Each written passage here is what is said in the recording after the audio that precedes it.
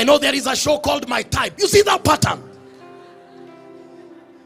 You need to ask God, what is your type for me? Because you are the one that knows the end from the beginning. Today, I may be a graduate. Now, you see, when we were with Babu in campus, he didn't know I will be a pastor. I didn't know he will be a honorable.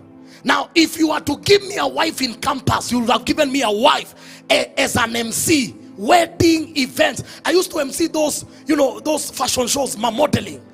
Ladies and gentlemen, model number 11. Put your hands together for you. That was my work.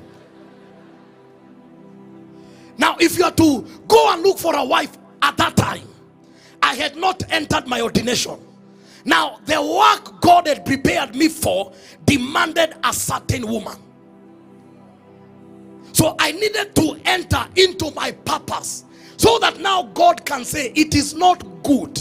And then God can deliver the wife of my destiny, who will now become the love of my life. But according to God, there is nothing about love. It's everything about purpose. Now we are marrying lovers because the pattern of the world is what is shaping what ought to be done.